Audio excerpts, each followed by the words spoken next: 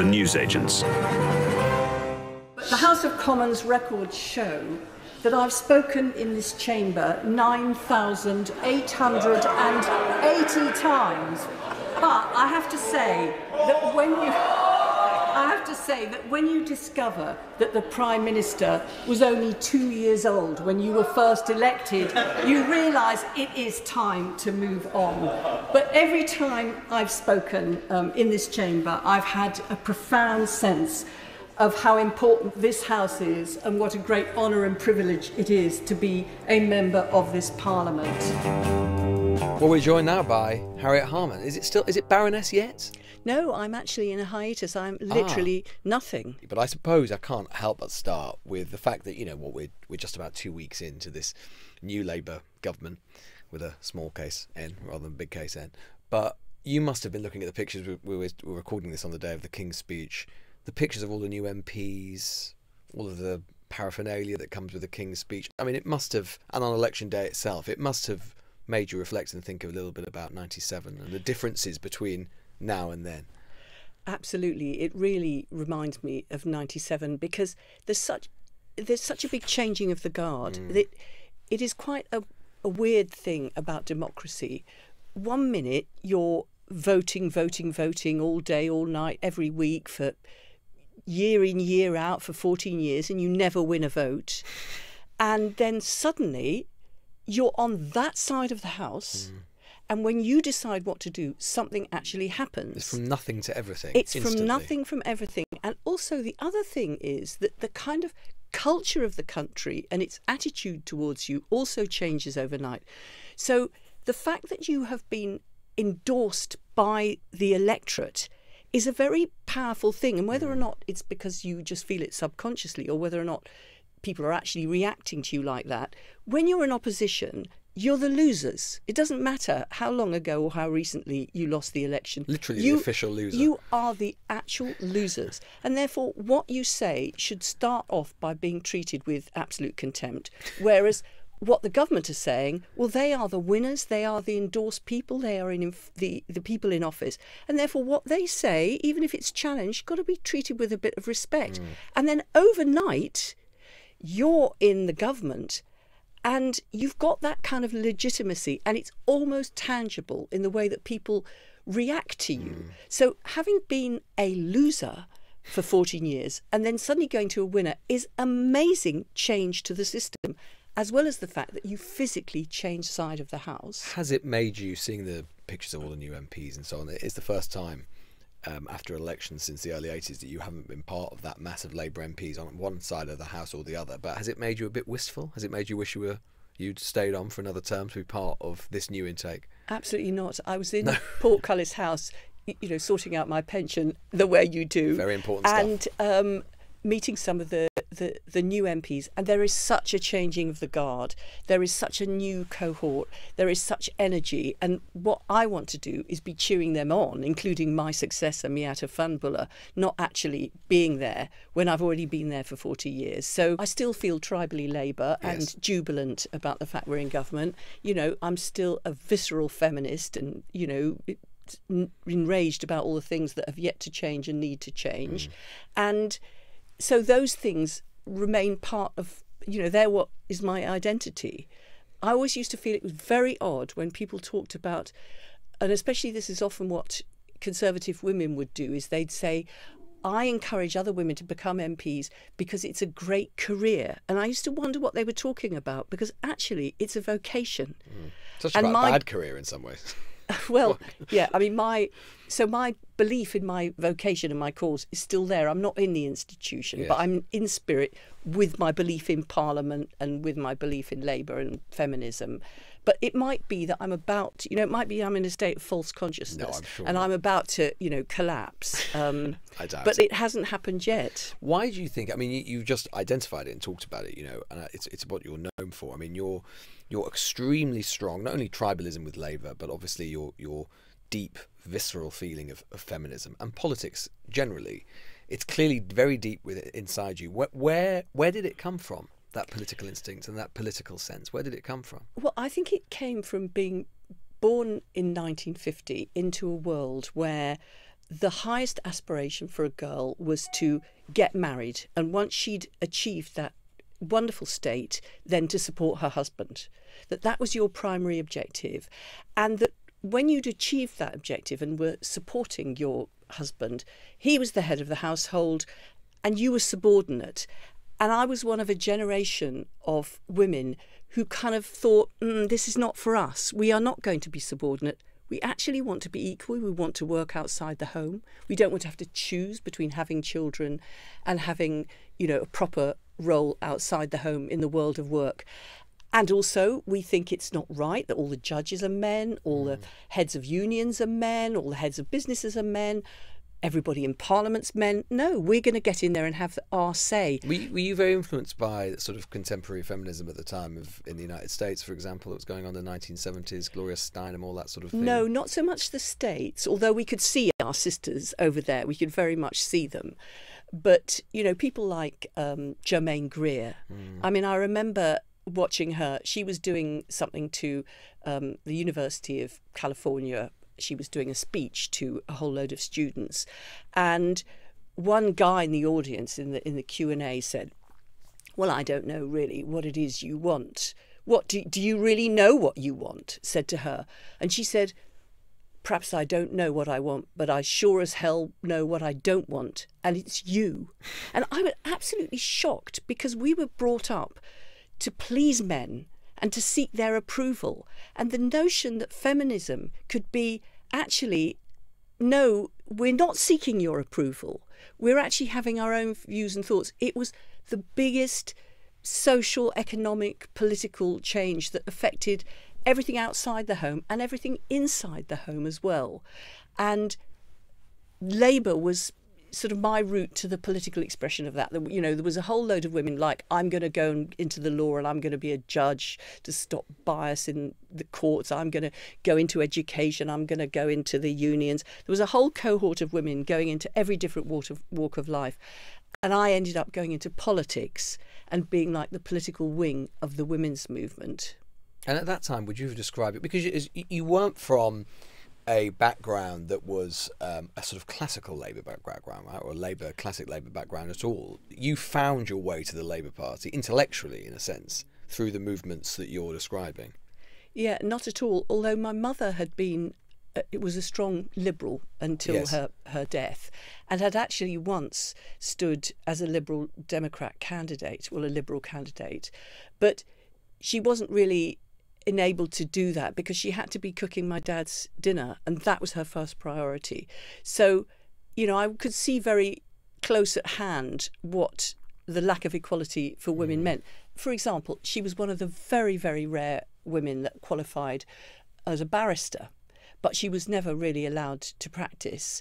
And I look back now and remember that her barrister's wig and gown was in our dressing up box.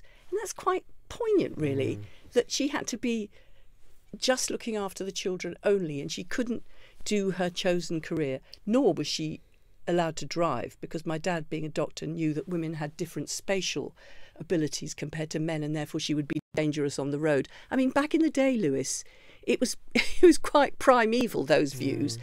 And we were the generation that were going to change that. Did you ever talk to your mother about that? Did she feel resentful about it? Did she sort of conceptualise it in that way, or did it not even occur to her in that sense? She never complained, but occasionally I would hear her observing that one of the other women of the 3 women or something that qualified at the same time as her had not had children and had gone on to be a judge. And I could just sense a bit of wistfulness in that. But she certainly was not resentful or complaining. I mean, women, by and large, of that generation, they accepted their lot. And it was not a great lot, whether you were a middle-class woman or a working-class woman. There was a lot of inequality oppressing you. And so the Labour Party, which had always been the party of the underdog. And of lessening inequality. Exactly. Yes. It was about social change. It was about social progress. Well, but generally it was about economic inequality, wasn't it? I mean, this is the change that happened in the 70s, and that people like you come into the party. It was generally about, I mean, the Labour Party being one of the most patriarchal organisations, that certainly existed at that time in some ways. But it was generally about a lot of people found their way to the Labour Party about economic inequality, but you were different because you were thinking about sexual inequality or inequality between the sexes. Well, it was not just about economic inequality, because the Labour Party wanted social mobility, and it was very much about class inequality, but it was not hitherto about inequality between men and women. And when I was working at what was called the National Council for Civil Liberty, now Liberty, and started doing the first equal pay cases, because in 1975 the Sex Discrimination Act came in, and there was a collective agreement in a munitions factory called Eli Kinnock in Birmingham. And this woman who was the shop steward came and asked whether I would take her case, because there was a redundancy agreement agreed between the unions and the employer that said last in, first out, except for the part-timers who all went out first. And of course, all the part-timers were women, and many of them had been there for years and years and years, and their income was important to the household, and their jobs were important to their identity. And this woman, Brenda Clark, came to see me and said, would I take on her case? And we had to take on the union as well as the employer, because it was a collective agreement. And at that point, there were howls of objections from the union that this was somehow anti-union. And when, for example, there was a woman working in a fire station in Soho, and there was like only 3 women in the whole of the fire service in London, she was subjected to, terrible sexual harassment, with them masturbating in front of her and pouring urine on her. And the main perpetrator was fired, and the union represented him and took up his case and got him reinstated, although she was a member of the union. So I took up and protested against that, and was regarded as anti-union, but also anti-Labour, because Labour ran the Greater London Council, which was the fire authority. So I was anti-Labour and should never have been taking up this case, because it was against Labour, who'd reinstated him, and against the union. So the issue of being a progressive in the cause of women within the party was quite a bumpy ride. And along that ride, there were so many women who were part of the women's movement, who were all doing the same thing and all supporting me.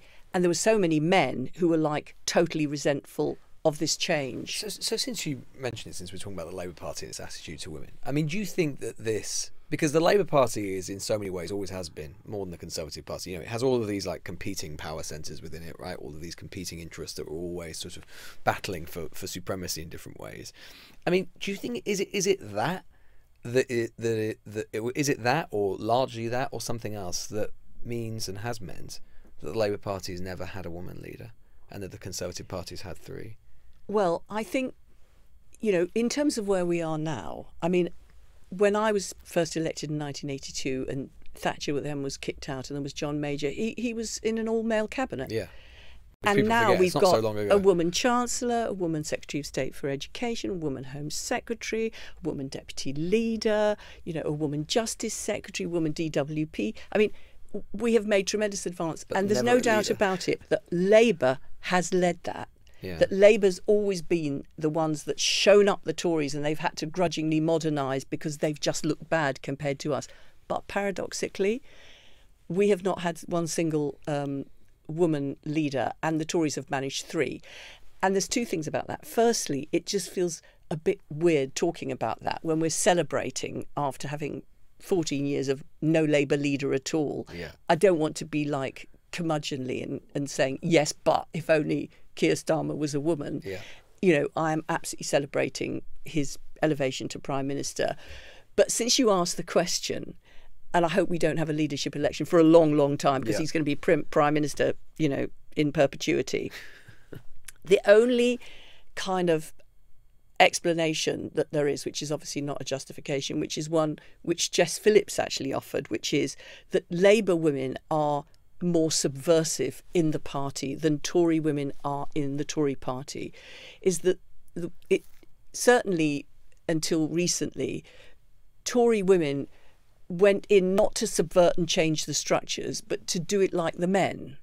and to do it on their terms, whereas we Labour women have come in to say we don't like the terms on which we're doing it. We don't like the power structures. We think there's institutionalised inequality. We want everything to change, which makes us much more uncomfortable to the men in the system, whereas the Tory women were not so uncomfortable to the Tory men in the system. Having said that, there is a new generation of women in the Tory party now who are making themselves uncomfortable to the men. But it's because we were always subversive and there was an implicit criticism of the men, which they took personally, and therefore they just didn't like us. Does that let the Labour Party off a little bit, though? I mean, there's no justification for that. Yeah. But it's probably not even a proper good cause as well. But in a way, that's sort of blaming the women in a sense, isn't it? No, it's blaming the men for feeling uncomfortable and not recognising that actually this is part of modernisation, this is part of equality, and they should be on the side of change, not feeling threatened because they were enjoying the status quo. I mean, I remember when we pressed for, and under Neil Kinnock we got, because he was a real champion on this, we'd had all male shadow cabinets because they were elected by the PLP, and this was terrible for the Party of Women and Equality, and therefore we pressed for there should be at least 3 seats for women on the shadow cabinet. Well, of course we had to make extra seats because if we were going to squeeze 3 men out there'd be absolute hell to pay. So basically we had 3 extra seats. And one man who hadn't got elected to the shadow cabinet came storming into my office really aggressively and said, I haven't got into the shadow cabinet because I don't wear a skirt, and was like attacking me personally for pushing through this thing which he felt had undermined his righteous progress to higher echelons, which he did actually make anyway, ultimately, but I won't mention his name. Oh, go on. No. And so basically, when you push for change in an organisation, those who seek to make progress in this organisation and aren't blame you, and those who have made progress think you're criticising them. So you're an irritant. But actually, what women have done have modernised the party, they've modernised our democracy, they've modernised Parliament, and been an incredible force for social and economic change. Is it because is there another element of it, which is that, and it's not just about the Labour Party, but you mentioned how kind of women within the Labour Party are perceived versus Conservative women within the Conservative Party. Is it also because there is kind of a sort of archetype for female right-wing leadership with the public in a way that there isn't on the left? So is it a coincidence, therefore, that a lot of female leaders we've seen down the years have come from the right, I'm talking about internationally here, rather than from the left, i.e. there's a sort of cultural impression of how we perceive, or voters perceive, female leadership on the right rather than the left? I mean, you were sort of subject to it yourself, is what I'm getting at. You know, when people told you like Harriet Harman and all this sort of stuff, it's easier to kind of dismiss left-wing women than right-wing women. Well, if you are part of the establishment party, then you're trying to make progress within your party as a Tory woman, but you're not taking on the whole of the mainstream media, for example. I mean, Tory women never got the battering I did over the decades. And that a lot of Labour women still do. In Parliament. Stupid cow. Stupid cow, sorry. Stupid cow. Even worse, stupid cow, by a Conservative MP, and the then female Speaker, Betty Boothroyd, had to adjudicate on it. And shut him up. But that was only because he made the mistake of actually being heard by Betty. There was plenty of other disparagement. In the 90s? That must have been in the 1990s, so not that long ago. It was probably the late 80s. The late 80s, right. But, I mean, when I did my first parliamentary question to the Prime Minister, and I asked, you know, because I'd come in to be part of the women's movement and chase things for women, and my first question to Margaret Thatcher was, school holidays are coming up, what about all these women who are actually working, and there's no school holiday provision, and during the school holidays children are more likely to be run over, become victims of crime, get involved in crime, let alone getting bored or cost a lot of money because they've got to have paid for entertainment. What about there being no school holiday provision? And she could have said, and she should have said, oh, I welcome the honourable lady to the House, she's a new member and good luck with her pregnancy. But no, I had to get an absolute slap down on the basis that this was not a political issue. And I clearly didn't know what being in Parliament was about, because it was not about childcare. It was about the money supply and motorways and the mines. And all her side jeered and laughed at me, and blow me down, my side jeered and laughed at me as well. And I got an editorial in the Daily Mirror saying how ridiculous I was and I didn't know what politics was about. So how did that feel? I mean, you were a young woman then. How did it, surrounded by men? I mean, Parliament was overwhelmingly men at that time. We knew in the women's movement that it was a fight. It was going to be a fight. It was called the struggle for a good reason. We were, we knew what the power basis was. We knew how the institutions worked, and we were going to put ourselves forward to make change. And nobody threw open the door and said, "Oh, women MPs, now that's a good idea. All the men are going to stand aside, or at least half of them, to let women in, so that you can have your say." And what was the Commons chamber like that time? I mean, you're standing up there in 1982. Horrible. I mean, Horrible. you're one of the only a young woman, very Pregnant. few, pregnant. What was that like? Absolutely horrible, and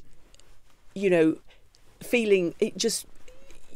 I felt utterly beleaguered. However, outside, as soon as I stepped outside the Palace of Westminster into the street, women would come up to me and say, "Great what you're doing. We know what you're doing. Keep on doing it." So that I was quite exposed and high profile, so that women could see what I was doing and saying about childcare, about domestic violence, about unequal pay. They were backing me. So that in there, I had that strength within me that I knew that I was doing something that mattered to women in the country. But the other MPs, including on your own side, how did they treat you when you arrived in 1982 and the early 80s? Well, I think this young woman, pregnant woman who... Either they were just mean to me. Are we talking about my side or the other side? Well, both sides, I suppose. My side, in Your side. inverted commas. Either they were just like mean to me. I mean, one time I made the mistake of telling the whips that I had mastitis, which is an infection of the milk ducts after I just had a baby, and I needed to slip the vote and be paired because I was ill. The vote because because I was ill and I needed to be paired. And it was then put in the paper maliciously. And I just thought, right, from this moment forth, I am not ever telling the whips anything personally about me ever again that they can then use against me. So I hardened. Your own whips leaked that. Yeah, placed it. I hardened my sort of resolve, and I just got tougher and tougher and tougher. But as I say, women outside, they were sort of championing me. And those times, which were not infrequent, where I thought, I just cannot be doing this all-night voting, young children up all night, being slagged off in the media the whole time, hapless Harriet Harman and all this nonsense. I thought, I'm going to throw in the towel. But as soon as I'd say that, my friends would say, no, you'll feel better. There's a recess coming up. Because basically, if I'd have thrown in the towel, then everybody said, there you are. See what happens when you put a woman in Parliament who's got young children, she can't hack it. So I had to stick it out until everybody else arrived, which was more or less all the other women arrived in 1997. At that point, there was a whole load of women the same as me. And at that point, it was like, a common fight rather than a lonely place. But do you think that, in terms of how women in politics are treated today, and obviously they don't experience what you experience, not least because the sheer numbers in the Commons are so different. But do you still feel that women are, in terms of how they're treated either by the media, other politicians and so on? Is there still an inequality there, do you think? Oh, absolutely. There's loads of misogyny, especially online, and threats to rape, death threats. There is something about a young woman having a voice of authority which triggers certain misogynist men to want to shut them up by however means they can. And if you happen to be young, and even more so if you happen to not be white, the idea of a woman like that speaking in authority, then they've just got to be closed down. So I think that the threats that there are online and actually that happen offline have really, really grown. I mean, I was paradoxically thinking about it, is that one of the things that afforded me a level of protection when I was young was that I was the wife of a senior person in the Labour Party, a trade union baron, and therefore nobody was going to sexually harass me and find they'd got Jack Dromy on their, coming down on them. I mean, it's kind of ridiculous. Do you think that actually genuinely protected you from being sexually harassed? I do, because I just think that it's like, who is going to sexually harass Jack Dromy's wife? Wow. Nobody, because they would fear that I was like that he was a powerful figure in the party, and therefore they'd be in trouble. And so, ironically, what an irony as a feminist to be able to make progress with the protection of your husband. I mean, what an irony, eh? Do you think Blair and Brown were feminists? Well, you'll have to ask them. No, I'm asking you. You knew them and know them very, very well. You saw them up close. You were ministers in their government, senior ministers. Do you think they were feminists? Well, Tony Blair supported All Women Shortlist, which delivered 100 women into the House of Commons. I think that Gordon Brown, as the Chancellor, did the child tax credit and Finance Sure Start. They were very alert to what women's demands were as part of progressive change. So, they did things that made, that Labour government did things that made a massive difference. But do you think, because I think sometimes we forget, actually, in some ways, there were men born in the 1950s, right? And because we think of them as quite modern figures, particularly like Blair. I'm just wondering whether you think culturally they were feminists in the way they you observe them very closely, kind of, how they handle women, talk to women, appointed women, all those things. Do you think they were? Well, if I can talk about the general rather than the particular here for a moment, is that men of that generation were not what I would describe as the new generation of men, which is your generation, which are the sons of the women's movement. Mm. So therefore, they were likely to have partners that were in the women's movement, but they weren't brought up by feminists. And I think that their ideology got as far as recognising they shouldn't stop their wife from going out to work, and possibly they should even support their wife going out to work. But the idea of being equal partners in the home, for example, was not prevalent in that generation. It's now come down to this next generation where at least the ideology amongst men is that they should play a part in bringing up their own children, even if the ideology still is quite away from the practical reality. So that they were that generation. They were. Do you think they were threatened by powerful women? Not, men which of that powerful generation? Women were they to threaten them? We were trying to be powerful in order to try and threaten them, but we were not. We still had a way to go. Do you think you didn't become deputy prime minister because of the fact you were a woman?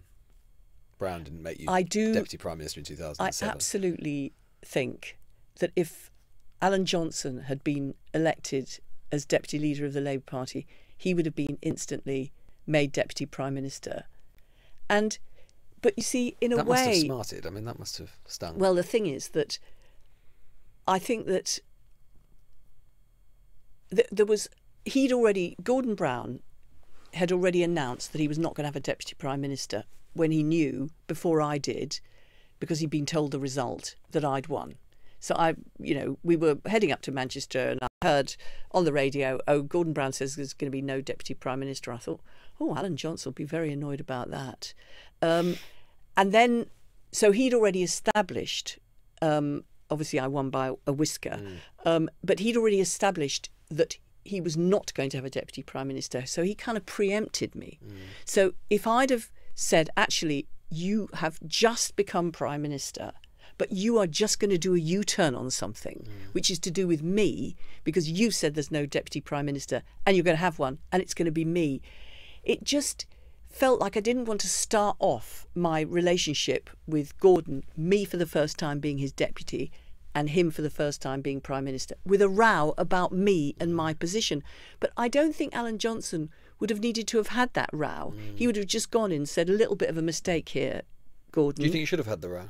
Yes, I should have done. Yeah. Because actually a lot of women in the country were absolutely dismayed. I'd struggled through to getting to be the deputy leader of the Labour Party. And your career had had a lot of ups and downs in that time. Yeah. You were dismissed from the cabinet. And we'd in all the 90s. talked about at the hustings, if I'm deputy prime minister, I'll do this. If I'm deputy, that's how we'd all talked about it. And then suddenly I'd won, but actually the job was degraded on. I mean, that happens to a lot of women. They apply for a job and suddenly discover the job is degraded when they get it. Did you chastise yourself in a way later for thinking, actually, if a man might have had that row? But I can understand why I didn't. I wish I had have done, because perhaps he would have caved in, but I should have done. But remember what was happening at the time. It was very difficult. The transition from Tony to Gordon had been very turbulent. There was a whole load of people who were absolutely furious and felt that Tony had been pushed out, and the whole, TBGBs. And I didn't want any instability in government at all. I wanted to be a force for stability and progress. And therefore, everything in me was about being teamly and supporting the new regime. And I should have just said, look, there's a big mistake here, because women in the country felt rebuffed, and they felt, that a bad thing had been done. They were smarting, and they were saying to me in the street, why aren't you deputy prime minister? And I had to say, oh, it's all absolutely fine. Well, it wasn't. So I should have done. I did feel that I kind of let women down on that, because I didn't fight. But you're always fighting as a woman. You're always fighting the whole time. But Harriet, I mean, in a way, you keep talking about this, and it's really interesting. The idea of letting women down, or being sort of that representative in a way of women, which is such a huge proportion of the population. I mean, that must have felt like a heavy burden over the years. Well, it was a burden, but it was a privilege. And also, all alongside me, there were women in all other different walks of life who also had that heavy burden, for whatever walk of life they were in. You had such a public profile. Yeah, I did. And that journey through women's lives, I see it the whole time, of women my age who have had children at the same time as me, and know when I've had my children, who've applied for a promotion, that I represented the journey they were all on when they were struggling with guilt about motherhood, struggling not being good enough at work, not being good enough at home, being rebuffed, smarting with setbacks. All of that, my life was a mirror of theirs, and represented a kind of movement for change. And that's a great privilege, really, but also is an obligation, because you cannot. I mean, it's like when I had to do my first Prime Minister's question when Gordon was off on an international summit, and I was deputy leader. And there was all that talk, because you were going against William Hague. I was against William Hague, and everybody was like, oh, William Hague is a great parliamentarian. He's a real house person. He's going to absolutely wipe the floor with Harriet Harman. And I just felt at that moment, I have absolutely got to smash William Hague, because otherwise women in the whole country will hang their heads down and feel defeated if I let him smash me down. So I absolutely had to confound. The critics of me were the critics of all women. Anyway, I did beat him. Well, I thank him for his congratulations, but I would ask him, why is he asking the questions today? Because he is not the shadow leader of the House. The shadow of the leader of the House is sitting next to him.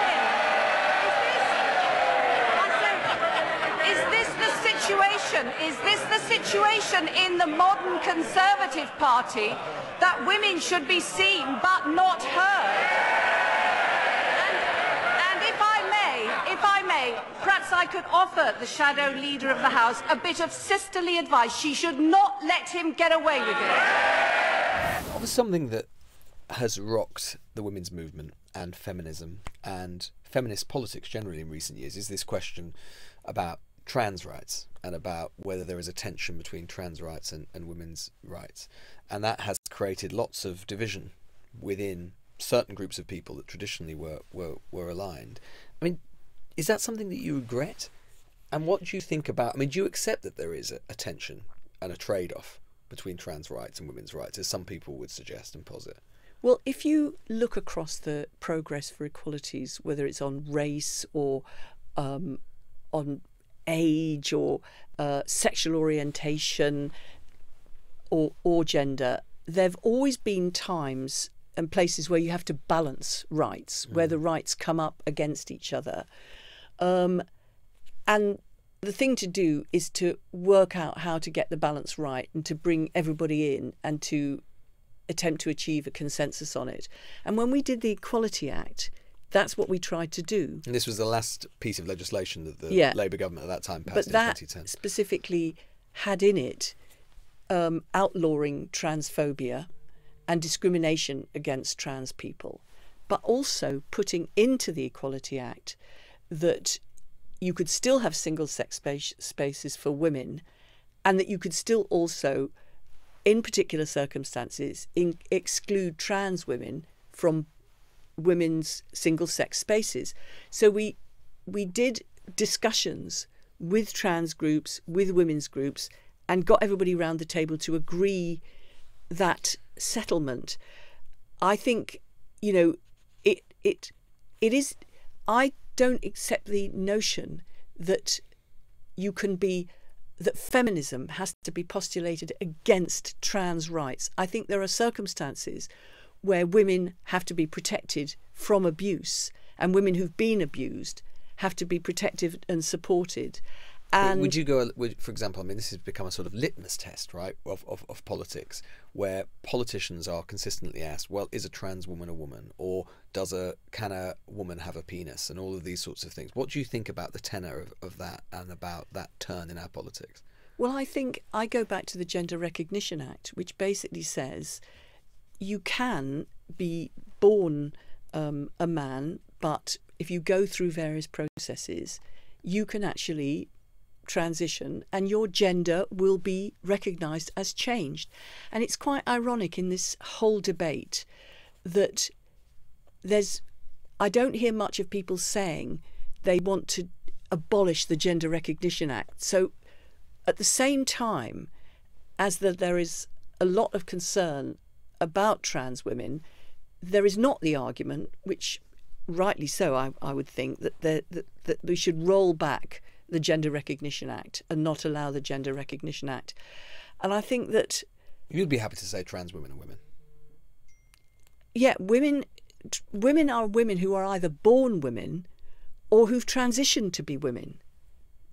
And, you know, women are all different, and, you know, they're all different sorts of women, including there are biological women and trans women. But I think if you allow somebody to transition, I go with the flow of that and say, I'm not going to call you a man because you are not a man anymore. You transition to being a woman.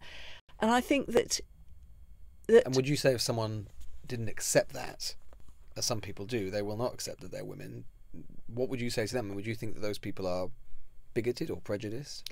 Well, I think there's different sorts of people. I find it very uncomfortable and worrying that I find myself coming to a different view from women who have fought long and hard in the women's movement and have really championed women's rights, but come to a different view than I do about the rights of trans women. And I hope that at some point, you know, there will be a coming together of those views and understanding of the differences on each side and coming together. But I don't feel worried that I'm on a different view from people who are happy to use trans women as a way to, beat the Labour Party or. But there are people. This is what I was kind of wanted to get at, because it must be very odd for you, right? Because there are so many people, women, feminists of your sort of age, your generation, who have come to a very different conclusion, and not just come to a different conclusion, but feel deeply, viscerally about it. But there's actually, it's not unknown for there to be visceral, deep divisions within the women's movement. No, that is true. I mean, in the early days, I remember it being thought that you just couldn't be a proper feminist unless you were a lesbian because you were colluding with males and the patriarchy, or you couldn't be a feminist if you got married. And so there's always been different strands within the women's movement. But the point is to think about the bigger picture, which is the inequality of women that there is and the work that needs to be done to tackle it, like this week's conference of 50 years of when you see women's someone aid. like, I don't know, for example, like J.K. Rowling, who is, you know, this is her number one political issue now. She clearly feels not only viscerally, but very, very, very, very strongly in every way about it, and talks about it all the time, tweets about it all the time. Can you understand? Can you sort of see what they're getting at, what they're saying? Can you understand their position? Or do you think that perhaps this whole debate has become too charged and too heated, and some people have perhaps lost perspective? Well, I think actually there does seem to be, and I hope I'm not being over-optimistic about this, there does seem to be a bit of a movement of coming together across these issues. But I just always think about a trans woman who, I think the journey from being born a man or a boy and transitioning to a woman is not an easy journey. And I just think of those, you know, very few people, but those people who have been in that position. And I don't want anything I say to make anything about their life more difficult than it is. And I want to be supporting them and their human rights and their dignity and their self-worth. I mean, there are some rumours that you could end up chairing the EHRC, the Equalities and Human Rights Commission. Is that something you would be interested in? Well, it's quite odd when you see rumours about what you might be going to do, but you don't know whether they're absolute nonsense or they might be something. In fact, when I went into the House of Commons one day, a Tory MP, Telegraph reading Tory MP, said, "Oh, Harriet, I see you're going to be chairing the Privileges Committee inquiry into Boris Johnson." And I was like, well, oh, that was true. And that was that was in the Daily Telegraph, and it turned out it was true. But so I don't know, but you know, would you like to do it? Well, I think the equality, I don't want to sort of put in a job application here, you know, on the newsagents. It is an incredibly important organisation, so I'd either love to do it or love to support, you know, a strong and powerful chair making progress on women and all other human rights. And since you mentioned chairing the Privileges Committee into Boris Johnson, what was that like? Because that was obviously there could not have been a more political moment at that time. And you received a great deal of criticism from Johnson's allies. Your integrity was called into question, people saying it wasn't possible that you could possibly chair it impartially. Boris Johnson also echoed that personally. What was that period like?